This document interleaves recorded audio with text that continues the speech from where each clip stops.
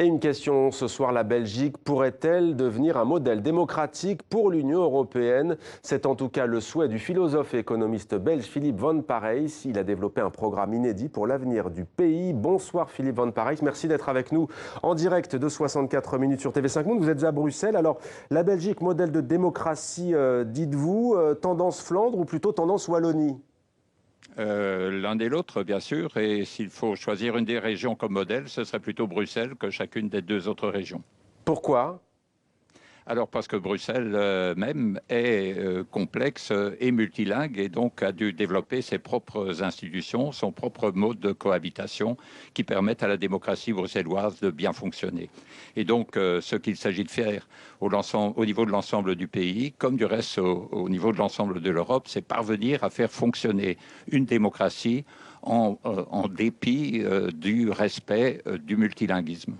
Alors, j'évoquais bien entendu les deux régions francophones et néerlandophones parce qu'on a le sentiment, Philippe Van Parijs, que jamais la scission idéologique n'a été aussi forte entre la Flandre et la Wallonie. J'évoque bien sûr le gouvernement de Jan Jambon qui a été mis sur pied en début de semaine. Comment expliquez-vous ce contraste entre les deux régions de la Belgique ? Alors, c'est un contraste qu'il ne faut pas exagérer parce qu'il y a eu un parallélisme inédit lors des dernières élections, qui étaient à la fois élections européennes, nationales et régionales. Dans chacune des trois régions du pays, les trois grands partis traditionnels, ce qui étaient les trois grands partis traditionnels, donc libéral, socialiste et chrétien-démocrate, ont perdu des électeurs et sont descendus à un niveau qui est historiquement inédit.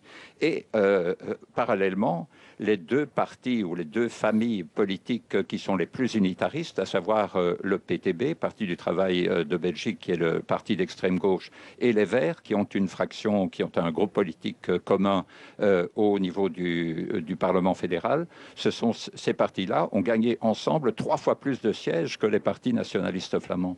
Donc il ne faut pas être obnubilé simplement par la montée du Vlaamse Belang, donc du parti d'extrême droite, qui a principalement mordu sur l'autre parti nationaliste.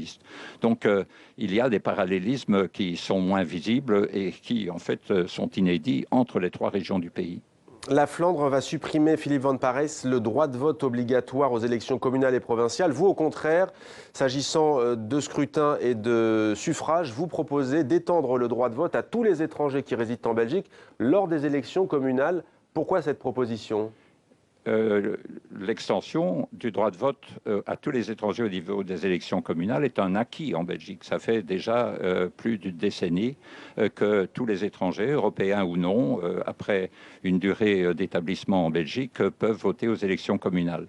Ce que je propose, c'est, en tout cas en priorité au niveau de Bruxelles, si ce n'est pas possible au niveau des trois régions, c'est qu'au niveau des élections régionales, il y a également un droit de vote pour chacun. Alors, d'une certaine manière, la suppression de l'obligation de vote rendrait cette extension plus facile parce qu'une des objections qu'on fait souvent lorsqu'on parle d'une telle extension, c'est que, ou surtout d'une extension automatique, où il y aurait une inscription automatique de tous les étrangers, c'est qu'on ne peut tout de même pas forcer des non-citoyens à se présenter aux urnes. On ne peut pas les soumettre à cette obligation, même si on peut leur donner ce droit. Donc, pour moi, l'expérience en Flandre est certes controversée, donc qui ne porte que sur les élections communales, la suppression donc de l'obligation de vote. Du reste, la Belgique est un des rares pays au monde qui a encore cette obligation. Ouais.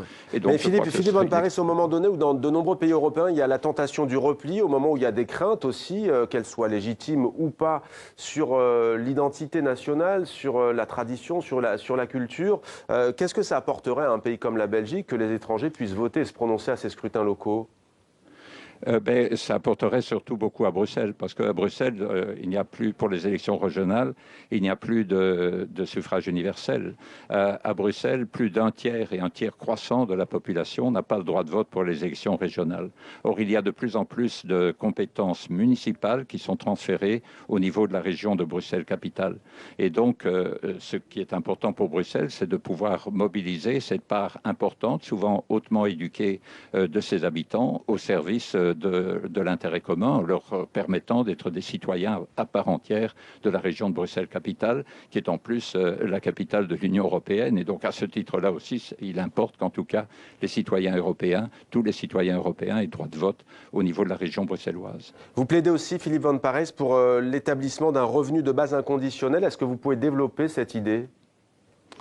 Oui, mais ça, c'est une proposition que je ne fais pas spécifiquement pour la Belgique, donc ça intervient aussi dans mon utopie réaliste pour l'avenir de la Belgique, mais c'est une idée que j'avais commencé à défendre dans les années 80 et qui aujourd'hui, surtout dans les 2-3 dernières années, connaît une popularité sans précédent, au point que après qu'il y ait eu un candidat à la présidence française qui l'ait défendu, Benoît Hamon, il y a maintenant un candidat à la présidence américaine qui défend cette idée d'un revenu universel. Alors, c'est une idée qui a pour moi tout son sens au niveau pour permettre à nos États-providence, non pas d'être abolis, remplacés par quelque chose de tout à fait différent, mais pour permettre à nos États-providence de fonctionner d'une manière qui soit adéquate pour relever les défis du XXIe siècle. Alors si l'on compare deux pays francophones voisins, la Belgique et la France, on sait qu'il y a des systèmes politiques différents, avec d'un côté une stabilité en France, mais qui n'est pas forcément gage de démocratie par rapport à l'instabilité que vous connaissez en Belgique, mais c'est un système qui paraît parfois plus démocratique. Que peut apporter la Belgique à l'Europe? En quoi ce serait un modèle selon vous?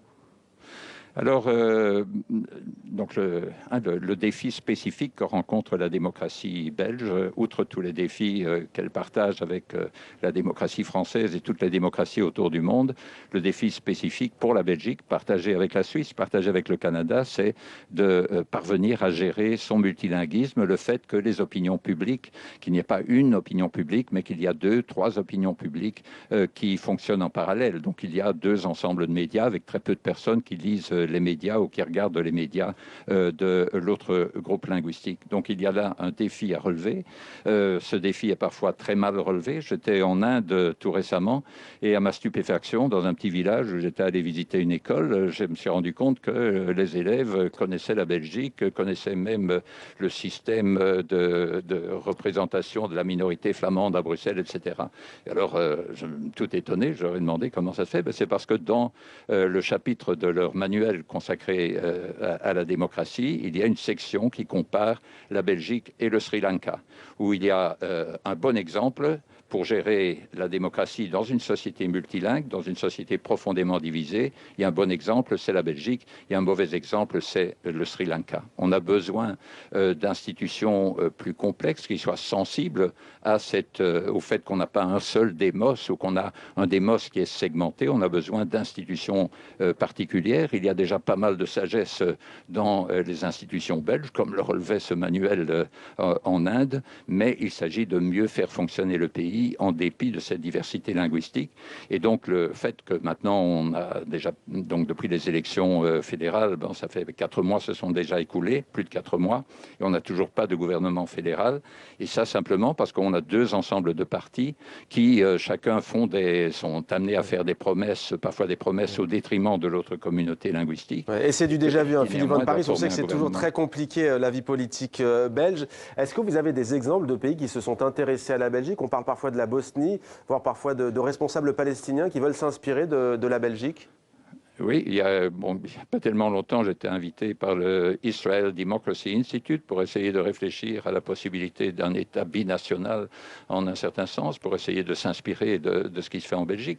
J'ai rencontré un jour le ministre des Réformes institutionnelles au Sri Lanka, où il disait aussi comment parvenez-vous à avoir des relations paisibles entre vos communautés linguistiques, qui sont aussi en un certain sens des communautés ethniques. Donc il y a pas mal d'intérêt pour ce qui se passe en Belgique.